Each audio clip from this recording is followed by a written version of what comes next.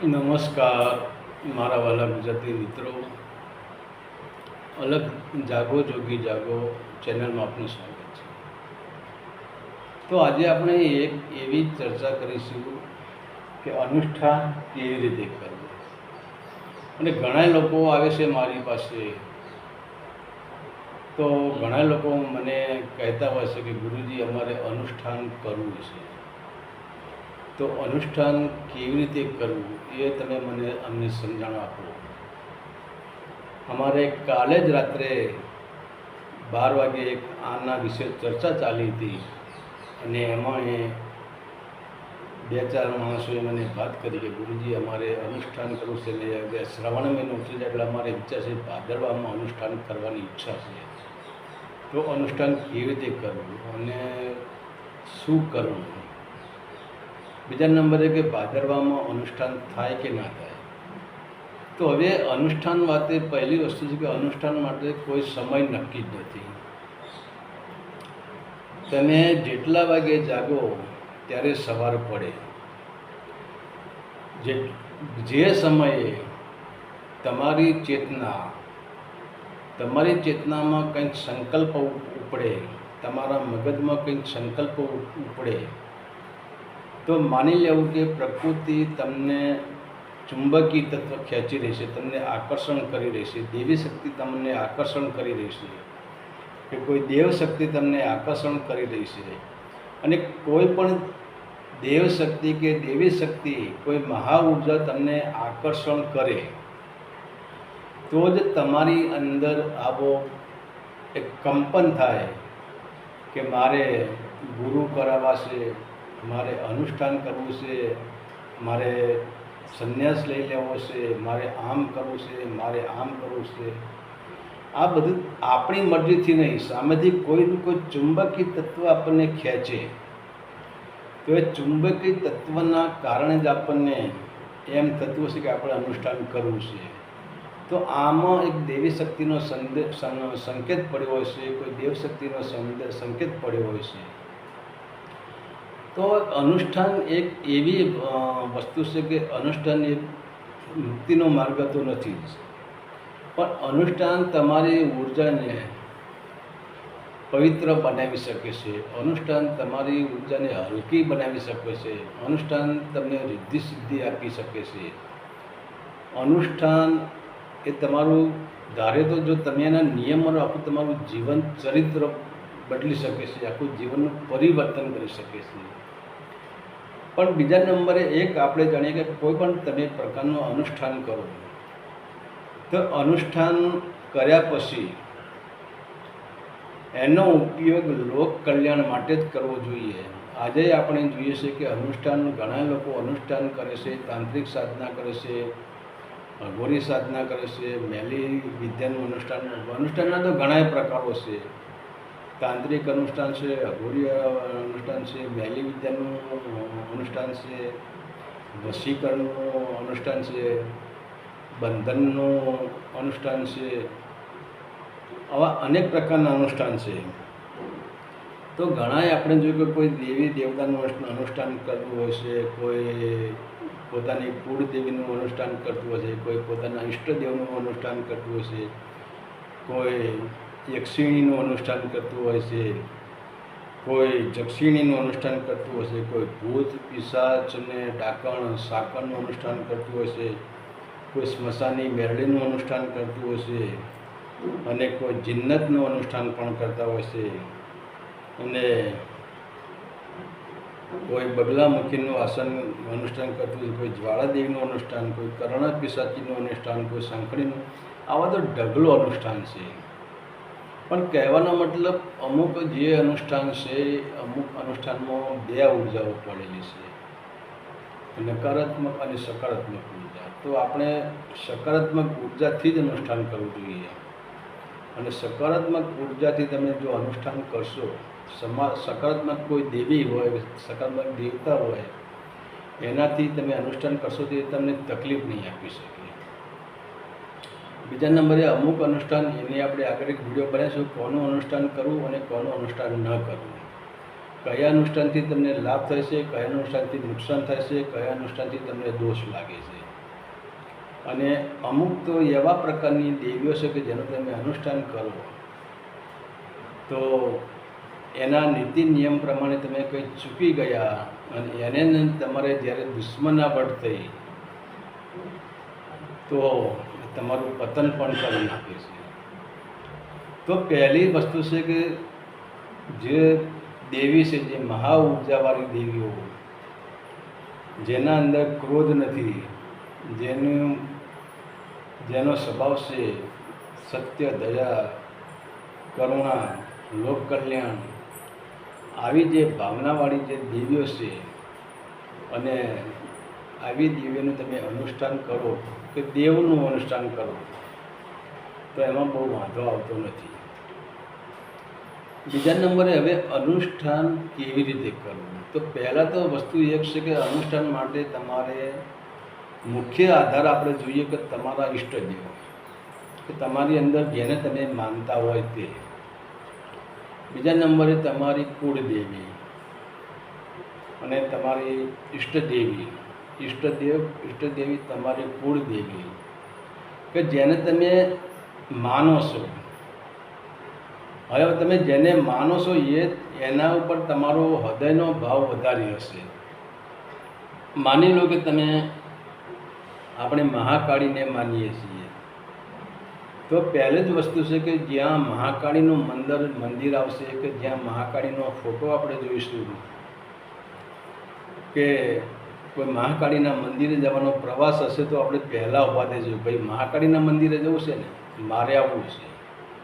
કેમ કે તમારો મહાકાળી પ્રત્યેનો તમારો ભાવ છે, મહાકાળી પ્રત્યે તમને લગાવ છે અને તમારું હૃદય મહાકાળી તરફ ખેંચાય છે. તો પહેલાં તમારું હૃદય જે દેવી દેવતા સાથે ખેંચાતું હોય, જે કુળદેવી સાથે ખેંચાતું હોય, જે ઈષ્ટદેવ સાથે ખેંચાતું હોય, એનું અનુષ્ઠાન પહેલાં કરવું જોઈએ. તો માની લો કે તમે મહાકાળીના ઉપાસક છો, તમે કહો મારે કર્ણા પિશાચીનું અનુષ્ઠાન કરવું છે, તો હવે કર્ણા પિશાચીનું અનુષ્ઠાન તમારા હૃદયમાં કોઈ દિવસ છે જ નહીં. યક્ષિણીનું અનુષ્ઠાન તમારા અંદર કોઈ નથી, ડાકીણીનું, સાકીણીનું, જ્વાલામુખીનું, બગલામુખીનું કોઈ અનુષ્ઠાન તમારી અંદર છે જ નહીં. અને એનો પડસાવ પણ તમારા અંતકરણમાં પડ્યો જ નથી, તમારા હૃદયમાં એનો પડસાવ નથી, એનું તરંગ પણ નથી. તો એ અનુષ્ઠાન કરવા કરતાં તમારા હૃદયમાં તમે જેને સ્થાપિત કર્યા, જે તમારી કુળદેવીને માનતા હોય, જે ગોત્રદેવીને માનતા હોય, જે ઈષ્ટદેવને માનતા હોય, અને એનું અનુષ્ઠાન તમે કરો તો એમાંથી પણ તમને ભરપૂર ઉર્જા મળી જશે અને તમારી દેવી છે તમને ભરપૂર ઉર્જા આપશે. કે જેમ આપણે જોઈએ કે માં પોતાના બાળક પ્રત્યે કેટલો પ્રેમ રાખે છે, તો એવી જ રીતે તમારી જે દેવી હશે તમારા પ્રત્યે પ્રેમ રાખશે, તમારું અહિત નહીં થવા દે. અને ભવિષ્યમાં જો તમારાથી કોઈ એવી અણઘટના બની ગઈ, તમારાથી કંઈ ખોટું કર્મ થઈ ગયું, તો માં તમને માફ કરી દેશે, તમારા ઈષ્ટદેવ છે તમને માફ કરી દેશે.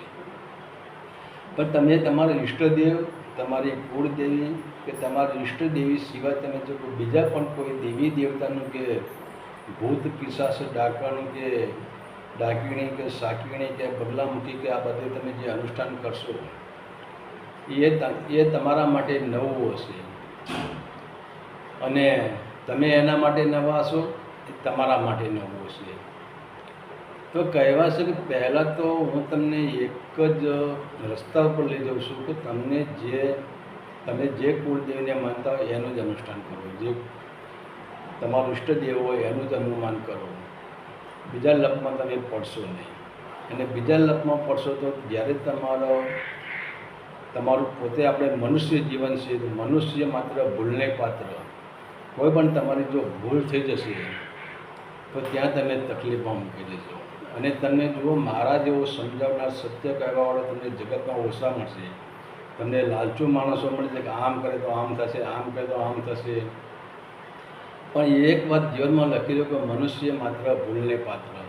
અને બીજા નંબરે કે તમારે અનુષ્ઠાન કર્યા પછી તમને જે સિદ્ધિ મળે છે અને ત્યારે પછી તમારી જ્યાં રૂપિયા તમારા તરફ આવે છે અને એ રૂપિયા ભલાના મગજને હેંગ મારી દેશે. પછી તમે ન કરવાનું કર્મ કરી શકો છો અને એ ન કરવાનું કર્મ તમારા હાથે થઈ જાય તો બીજા જે દેવી દેવતાઓ છે, તમે જેને અનુષ્ઠાન કર્યું છે કે તમારા એ કુળદેવ નથી, તમારી ઈષ્ટદેવ નથી, કે તમારા કુળદેવ નથી, અને એ તમને હેરાન કરી નાખશે, તમને પરેશાન કરી નાખશે, તમને દુઃખ આપશે, અને તમારા તમે જે નિર્માણ કર્યું હતું એને બધું ભસ્મીભૂત કરી દેશે. તો મારા મત પ્રમાણે કે અનુષ્ઠાન તમારે જે આપણે કુળદેવીને માનતા હોય એનું, આપણા કુળદેવતાનું, કુળદેવીનું કે આપણા ઈષ્ટદેવનું અનુષ્ઠાન કરવું જોઈએ. ત્યાંથી આગળ આપણે નજર દોડાવવી જોઈએ જ નહીં. બીજા નંબરે હવે અનુષ્ઠાન તમારો જે તમે મંત્ર માની લો કે તમે શિવનું અનુષ્ઠાન તમે કર્યું, તો હવે શિવનો મંત્ર છે ઓમ નમઃ શિવાય. તો હવે એ મંત્ર તમે, અને આજે જુઓ, આજે તો ઘણી જગ્યાએ હું જોઉં છું ને એ લોકો તકલીફમાં પણ મૂકી જાય છે, હેરાન પણ થાય છે કે યુટ્યુબમાંથી જોઈને કે કોઈ ચોપડીમાંથી જોઈને કોઈ સાબર મંત્ર કે બીજા કોઈ પણ પ્રકારના મંત્ર પુસ્તકોમાંથી કે યુટ્યુબમાંથી એ લઈ લેશે અને એ યુટ્યુબમાં કહેવા પ્રમાણે એ લોકો મંત્રો ચાલુ કરી દેશે.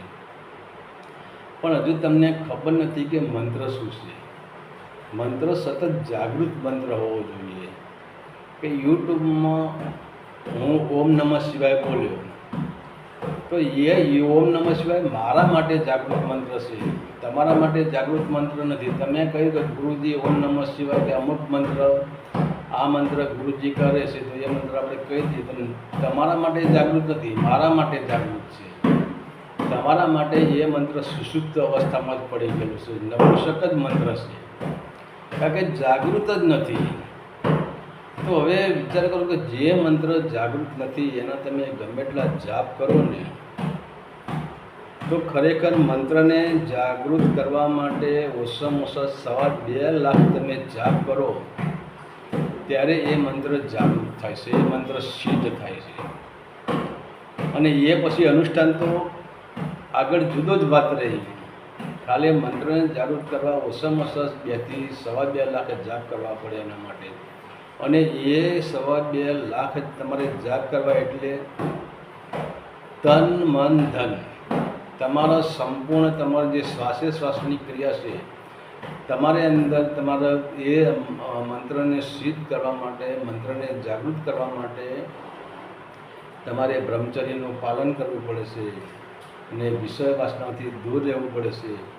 મનમાં રાગ દ્વેષ બધું ભૂલી જવું પડશે અને એક મહાસંકલ્પ લેવો પડે છે કે જ્યાં સુધી 2.5 લાખ મંત્ર નહીં થાય, જ્યાં સુધી આ મંત્ર જાગૃત નહીં થાય, ત્યાં સુધી હું એવી જ જગ્યાએ નહીં જઉં કે જેથી મને બીજાની ઉર્જા મારા સાથે સંકળાય.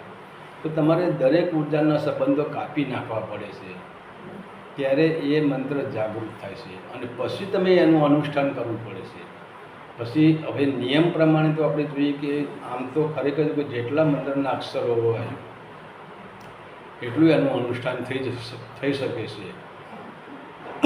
ધારો કે ઓમ નમઃ શિવાય 5 અક્ષરનો છે તો તમારે 5 લાખ જાપ કરવા પડે. પણ તમે 5 લાખ જાપ ન કરો ને તમને સિદ્ધ થયેલો મંત્ર, તમને જાગૃત મંત્ર અને ગુરુ દ્વારા આપેલો મંત્ર એ તમને મળી જાય. હવે પહેલા નંબરે શું છે, ગુરુ કરાવવાની જરૂર છે, ગુરુના માર્ગદર્શનની જરૂર છે. કે અનુષ્ઠાનની યાત્રા અંદરની યાત્રા છે, એ બહારની યાત્રા નથી.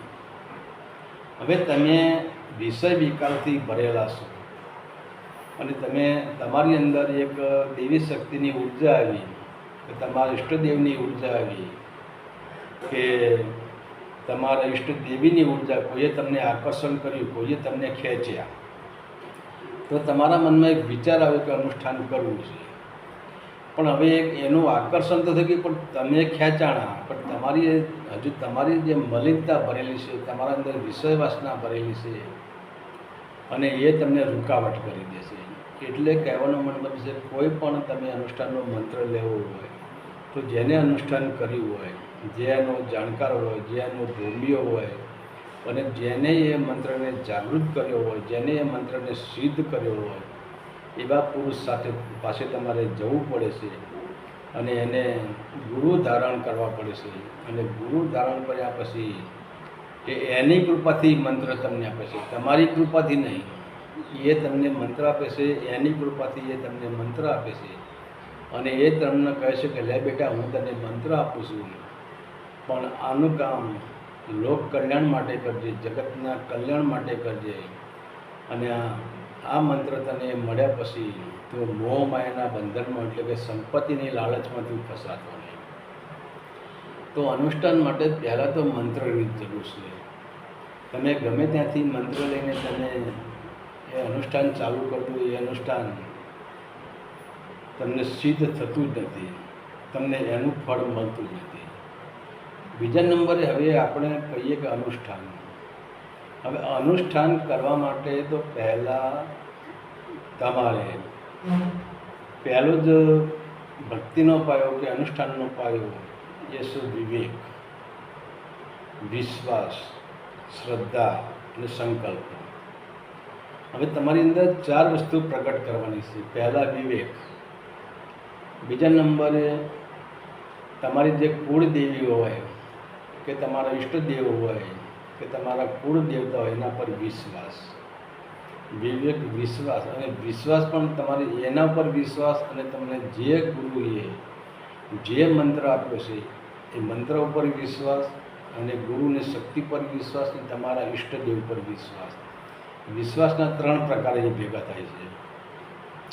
તમારી દ્રઢ સંકલ્પ શક્તિ કે મારે અનુષ્ઠાન, માની લો કે ઓમ નમઃ શિવાય મંત્ર આપ્યો તો તમારે કહેવાનું કે ભાઈ 5 લાખ આના જાપ કરવાના છે.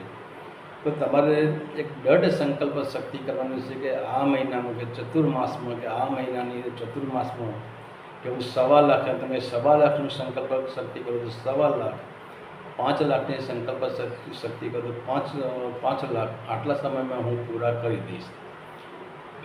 તો તમારો વિવેક, તમારી સંકલ્પ શક્તિ, તમારો વિશ્વાસ અને તમારી શ્રદ્ધા, અને 5મા નંબરે તમારી પવિત્રતા. પવિત્રતા તો 100% જરૂરી છે. અનુષ્ઠાનમાં પવિત્રતા 100% જરૂરી છે. હવે બીજા નંબરે તમારે અનુષ્ઠાન કરવું જ હોય તો અનુષ્ઠાન એવી જગ્યાએ કરાય કે જ્યાં તમારી જગ્યા, તમારી રૂમ ગામથી દૂર હોય, જંગલમાં હોય.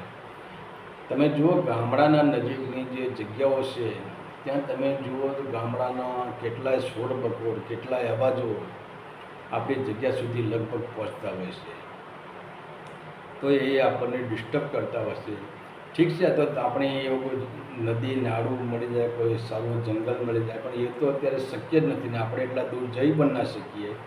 પણ કહેવાનો મતલબ કે આપણે આપણા જ ખેતરમાં હોય. આ તો આપણે બધા ખેતીવાળા છે, દરેકને ખેતર તો હોય છે.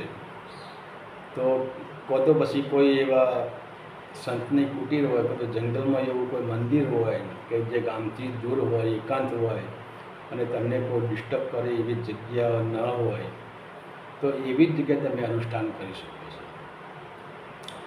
બીજા નંબરે તમે જ્યારે અનુષ્ઠાન કરો ત્યારે તો પહેલી તમે જુઓ કે આપણું મન છે ને, મન સુંદરતાને ગમાડે છે. અને તમે પોતે સત્યમ શિવમ સુંદરમ જ છો, તો તમને સુંદર જ ગમે છે.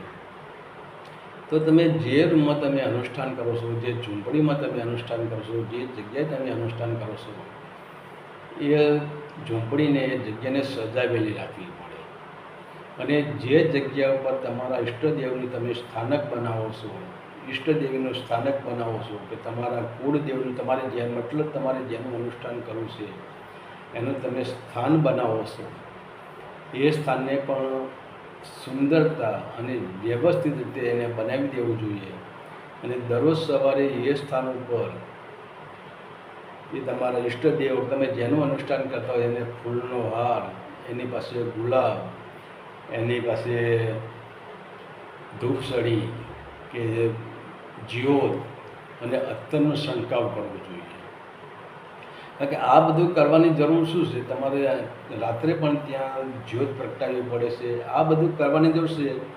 ઈષ્ટદેવીને જરૂર નથી, કુળદેવીને જરૂર નથી આ બધું કરવાની. આમ બહારની દ્રષ્ટિએ જોતાં આ બધું આડંબર છે કે આપણે તો મંત્ર ઉપર જ ચાલવાનું છે, પણ કહેવાનું શું કે જેટલું તમે જે જગ્યાએ અનુષ્ઠાન કરતા હશો, જ્યાં તમારી જગ્યા સ્વચ્છ હશે, તમારી જગ્યા સુંદર હશે અને તમારી જગ્યામાં જે પવન લહેરાતો હશે, એમાં પવનમાં અત્તરની ખુશ્બુ કે ધૂપ સળીની એવી ખુશ્બુ ફેલાતી હશે, તો એ ખુશ્બુ તમારા મગજને શાંત કરશે. અને તમે જુઓ, તમારી આ બધી વસ્તુ છે તમારા મગજની અંદર જે નેગેટિવ ઉર્જા પડી છે એને દૂર કરી લેશે અને સકારાત્મક ઉર્જા તમારા મગજમાં ભરી દેશે. અને આમે આપણે પણ જોઈએ કે તમે ગમે તે કોઈ ગંદકીવાળી જગ્યાએ તમે જાઓ તો તમને શું થશે? તમને ત્યાં બિલકુલ ઊભું રહેવું નહીં ગમે અને એ તમારા મન ઉપર નેગેટિવ અસર કરશે. પણ તમે કોઈ સુંદર બગીચો હોય, સુંદર કોઈ સ્થાન હોય, ત્યાં તમે પહોંચી જાઓ અને ત્યાં તમે જે ગંદકીવાળી જગ્યાએ 1 મિનિટ તમે નહીં ઊભા રહી શકો અને આ સુંદર જગ્યા છે, રમણીય સ્થાન છે, ત્યાં અત્તરનું સ્મેલ આવે છે કે ત્યાં સુગંધિત પવન આવે છે કે ત્યાં બગીચા છે, ગુલાબની ફૂલની ખુશ્બુ આવે છે, એવી જગ્યાએ તમે 1 કલાકની પણ સમય આવે, આખો દિવસ તમે ત્યાં પસાર કરી દેશો, તમને ત્યાં આનંદ આવશે. તો આ બધું કરતાં આપણા મનની અંદર ફ્રેશ થઈ જાય છે અને મનની અંદર જે વિચારોના વાદળો છૂટી જાય છે. બીજા નંબરે અનુષ્ઠાન સમયે ઘણા બધા નિયમો આપણે પાળવાના હોય છે. નિયમોનો તો આપણે પાછળથી સ્પેશિયલ વિડીયો બનાવી દઈશું, કેવી રીતે નિયમો પાળવા અને કેવી રીતે અનુષ્ઠાન કરવું. પણ પહેલી જ વસ્તુ છે કે અનુષ્ઠાનના સમયે તમારે કમસે કમ 3 થી 3:30ના ટાઈમે તમારે પથારી છોડી દેવી પડે છે અને 3:30 વાગે તમે ફ્રેશ થઈને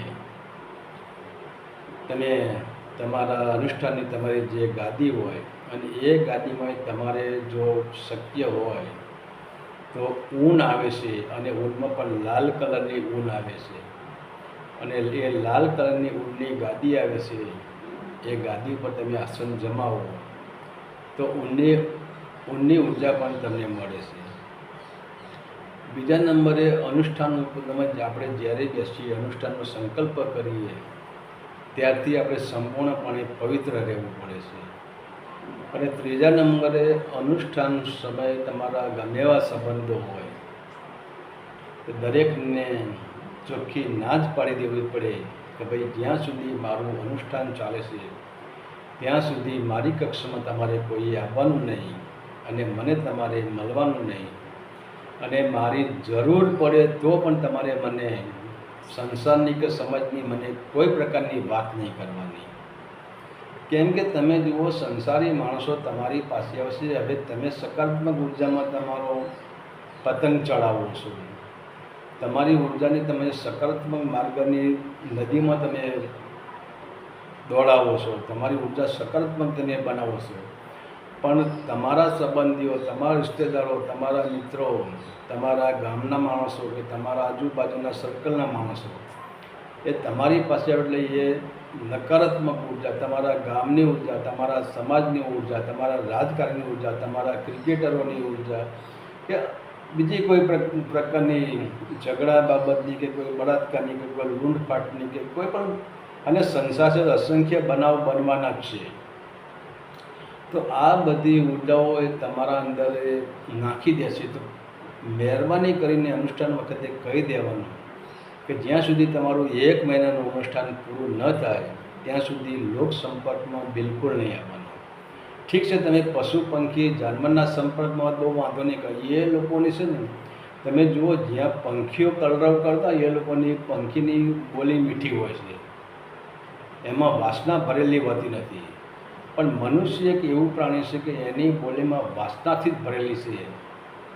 તો વાસનાની બોલીથી દૂર રહેવાનું. જેમ આપણે જોઈએ કે આપણે એક ઘરમાં બેઠા છીએ અને ઘરમાં જે ધુમાડો ભરાઈ જાય તો આપણે સહેજ પણ ગમતું નથી. તો એવી બહારની બોલી છે, બીજા માણસ તમારી સાનિધ્યમાં આવે છે, એની ઉર્જા તમને આપતો જાય છે અને એ ઉર્જા તમને ડિસ્ટર્બ કરે છે. તો બહારના માણસને બિલકુલ અંદર પ્રવેશ નહીં કરવા દેવાનો, બહારના માણસ સાથે કોઈ વાતચીત નહીં કરવાની. લગભગ બહારના માણસને કોઈ મળવાનું જ નહીં, ગમે એવો માણસ હોય અને એવું લાગે કદાચ તો એ પેપરમાં લખીને કંઈક ચિઠ્ઠી લખીને બહાર મૂકીને જતો રહે, 2 નંબરની વાત છે. બાકી કોઈનાથી સંપર્ક પણ નહીં આપવાનો. બીજા નંબરે અનુષ્ઠાનનો મુખ્ય પાયો છે કે ભોજન. પહેલો તો પાયો થઈ ગયો કે દરેકથી સંબંધ તોડી નાખો. કે જો તમે કોઈનાથી સંબંધ રાખશો તો તમને બ્રેક થશે, અને બ્રેક થશે તો કોઈ પણ જગ્યાએ આ સંસારના માણસો તમારા અનુષ્ઠાનમાં ગાંઠ પાડી દેશે, અને તમારે એની વાતથી તમારા મનની અંદર અસંખ્ય વિચારોનું આવરણ ચાલુ થઈ જશે. માનો કે તમને તમારી પાસે કોઈ એવો માણસ આવ્યો અને એને તમને કીધું કે ભાઈ પેલા માણસે આમ કર્યું, તો એના વિચારો તમારા અંદર ઘૂમતા રહેશે અને તમારા અનુષ્ઠાનમાં એ બાધારૂપ થઈ જશે. તો કોઈને બને ત્યાં સુધી અનુષ્ઠાન ન પતે ત્યાંથી આ માનવ નામનું પ્રાણી છે એનાથી ખરેખર દૂર જ રહેવું જોઈએ. બીજા નંબરે અનુષ્ઠાન વખતે આપણે ખોરાકની વાત કરીએ તો ખોરાકની અંદર ઘણા એમ કહે છે કે આ ના ખવાય, આ ના, પણ એક છે કે તમારા લસણ, ડુંગળી, જે તામસી પ્રકૃતિના ખોરાકો છે, જે રીંગણ છે, લસણ છે, ડુંગળી છે, કે મસાલાવાળા ખોરાકો છે, આ તામસી પ્રકૃતિના ખોરાકો છે, એ તમારા મન ઉપર અસર કરે છે, તો આવા ખોરાક ન લેવા. બીજા નંબરે અનુષ્ઠાન વખતે તમારે પૌષ્ટિક ખોરાક એટલે કે હલકો ખોરાક લેવો. એટલે માની લો કે દાળ ભાત છે, ઘઉંની રોટલી છે, પછી તાંદરદાની ભાજી છે, કે મોરૈયો છે, કે રાજગરો છે, કે ફ્રૂટ છે, આવું અનાજ લેવું. અને એ અનાજ પણ એક જ ટાઈમ લેવાનું. તમે બપોરે બપોરનો જ નિયમ કરી દેવાનો કે સાંજે તો તમારે સાધનામાં બેસવું પડે કે સાંજે જમવાનું બિલકુલ બંધ કરી દેવાનું. અને સાંજે એવું લાગે તો તમારે સિર પર દૂધ પી લેવાનું, અને દૂધ ન મળે તો કંઈ નહીં, પાણી પી લેવાનું. પણ સાંજને જમવાનો સમય સાંજે નહીં રાખવાનો, જમવાનો સમય બપોરે રાખવાનો. અને બપોરે એવો હલકો ખોરાક લેવાનો કે જે આપણે 12 વાગ્યે જમીએ ને 5 થી 6 વાગ્યાના ટાઈમમાં આપણો ખોરાક પચી જવો જોઈએ, જેથી કરીને આપણી અંદર જઠરાગ્નિ છે એને ખોરાક પચાવવામાં બહુ તકલીફ પડે નહીં, અને એ ઉર્જા આપણા અનુષ્ઠાનના અંદર કામ આવી જાય. તમે જો વધારે ખોરાક ખાઈ લો, તમારી 80% ઉર્જા તો તમારી ખોરાક પચાવવામાં જતી રહે, પાછળ બધી 20% ઉર્જા. તો એ 20% ઉર્જા તમે અનુષ્ઠાનમાં તમને આગળ નહીં લઈ જઈ શકે. પણ તમે માપનો ખોરાક લેશો, હલકો ખોરાક લેશો, તો તમારી એ ઉર્જા જે 80% ઉર્જા વપરાતી હતી એની અડધી જ ઉર્જા વપરાશે, 40% ઉર્જા વપરાશે, અને તમારી પાસે 60% ઉર્જા બચે છે. તો એ 60% ઉર્જા તમને અનુષ્ઠાનમાં તમારે જે મંત્ર છે, તમારો જે નાદ છે, તમારી જે ધ્વનિ છે, મંત્રના અંદર નાદ છુપાયેલો છે, મંત્રના અંદર ધ્વનિ છુપાયેલી છે, એ મંત્રને ધક્કો મારે છે, અને એ ઉર્જા એ મંત્રનું કંપન છે કે મૂલાધાર ચક્ર સુધી પહોંચાડે છે અને સૂક્ષ્મ નાડી સુધી પહોંચાડે છે. બીજા નંબરે તમે કોઈ પણ મંત્ર લો કે તમારા ગુરુએ કોઈ પણ મંત્ર તમને આપ્યો હોય તો એ મંત્ર જેમ કોન્ટ્રાક્ટ રાખ્યો એમ નથી બોલવાનો. ઘણા લોકો તો ઘણા લોકો આજે બોલે છે કે મંત્રને રટતા જ કોઈને આવડતું નથી. ઘણા લોકો ઓમ નમઃ શિવાય, ઓમ નમઃ શિવાય, ઓમ નમઃ શિવાય, ઓમ નમઃ શિવાય, ઓમ નમઃ શિવાય, ઓમ નમઃ શિવાય, ઓમ નમઃ શિવાય. આ મંત્ર નથી, અને આ મંત્ર તમે 1.25 લાખ નહીં પણ 11.5 લાખ કરો ને તો પણ તમારું અનુષ્ઠાન સિદ્ધ થાય નહીં, તમારો મંત્ર સિદ્ધ થાય નહીં. કારણ કે મંત્રની અંદર એક ઉર્જા ભરેલી છે, મંત્રની અંદર નાદ ભરેલો છે, મંત્રની અંદર કંપન ભરેલું છે. જે કંપન તમારી નાભી સુધી પહોંચવું જોઈએ. પછી તમે નક્કી કહો કે 1.25 મહિનામાં મારે 5 લાખ જાપ કરી દેવા છે, તો અશક્ય છે, બને જ નહીં. અને 1.25 મહિનામાં 5 લાખ નહીં, 1.25 લાખ જપ પણ ન બને તમે કરી શકો. કારણ કે તમે જો કોન્ટ્રાક્ટ પદ્ધતિ કરો, ઓમ નમઃ શિવાય, ઓમ નમઃ શિવાય, ઓમ નમઃ શિવાય, ઓમ નમઃ શિવાય, તો થઈ જાય. પણ એ જાપનો કોઈ મંત્ર નથી. જેમ આપણે જોઈએ કે એક માણસને તાવ આવ્યો, એ ડૉક્ટર પાસે ગયો, ડૉક્ટરે એને ગોળી આપી તાવની, પણ એ ગોળી જેની જીભ ઉપર હોય તો એનો તાવ મટવાનો નથી. એમ તમારો મંત્ર તમે ઓમ નમઃ શિવાય, ઓમ નમઃ શિવાય, ઓમ નમઃ શિવાય કરો, સમજી લો કે તમારી ગોળી, તમારો મંત્ર જીભ ઉપર જ છે, તમારો મંત્ર વૈખરી વાણીનો છે, મધ્યમાં જતો નથી, પરામાં જતો નથી, પશ્ચિમમાં જતો નથી. હું કહેવા માટે તમારો મંત્ર નાભી સુધી પહોંચતો જ નથી. તો જ્યાં મંત્ર આપણે પહોંચાડવો છે, આપણો મંત્રની ધ્વનિ, આપણા મંત્રની ગુંજ, આપણા મંત્રનું કંપન આપણે છેક મૂલાધાર સુધી પહોંચાડવાનું છે. તો મૂલાધાર સુધી મંત્રનું કંપન ન પહોંચે તો તમને અનુષ્ઠાનમાં કોઈ જ ફાયદો થતો નથી. બીજા નંબરે અનુષ્ઠાનમાં તમે જુઓ, પહેલાં આપણે ખોરાક જાગવાની વાત કરી, ખોરાકની વાત કરી, અને મંત્રનું ઉચ્ચારણ કેવી રીતે કરવું. મંત્રનું ઉચ્ચારણ દુશ્મનના વટથી નહીં, પ્રેમથી કરવું. તમે માની લો કે તમે ઓમનો મંત્ર બોલો, ઓમને લંબાવવાનો છે. તમે ઓમ ઓમ ઓમ ઓમ ઓમ બોલ, ભાઈ ઓમ તમે બોલો, તમે વૈખરી વાણીમાં મળે, ઓમને લંબાવવાનો છે, અ ઉને મ, અને મ જતાં તમારી અંદર જે શ્વાસને અંદર ભરી દેવાનો છે, અને મનનું કંપન આખા શરીરમાં ફેરવવાનું, એનું ગુંજન કરવાનું છે. તો આવી રીતે આપણે આગળ મંત્રની વાત કરશું, એના નિયમોની વાત કરશું. પણ કહેવાનું પહેલું જ મેં તમને એક પગથિયું સમજાવ્યું કે અનુષ્ઠાન કેવી રીતે કરવું. પહેલાં સ્વચ્છ જગ્યા, બીજા નંબરે એ જગ્યાને પવિત્ર કરવાની છે, ત્રીજા નંબરે તમારા જે સંપર્કો હોય, તમારા સવા મહિનાનું અનુષ્ઠાન હોય કે સવા 5 મહિનાનું કે 4 મહિનાનું, એના માટે તમારે બધા સંબંધો તોડી નાખવાના છે. અને ચોથા નંબરે સવારે 3 થી 3:30 વાગે, વધારેમાં વધારે 3:30 વાગે તમારી જગ્યાએ તમારી ગાદી, તમારી જે પથારી છોડી દેવાની છે.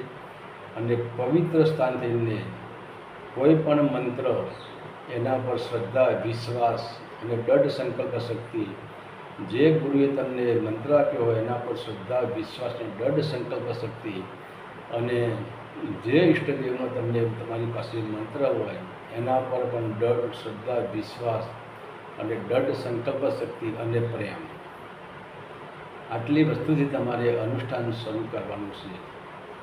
તો તમારું અનુષ્ઠાન સિદ્ધ થતાં કોઈ વાર નહીં લાગે. અને બીજા નંબરે મનમાંથી એક સંકલ્પ શક્તિ કરવાની છે કે હે દેવી, હે દેવતા, કે હે મારા ઈષ્ટદેવ, હે મારી ઈષ્ટદેવી, કે હે મારા ઈષ્ટદેવ, કે તમારી કૃપા મારા ઉપર થશે તો મારું આ જીવન હું લોક કલ્યાણ માટે હોમી દઈશ.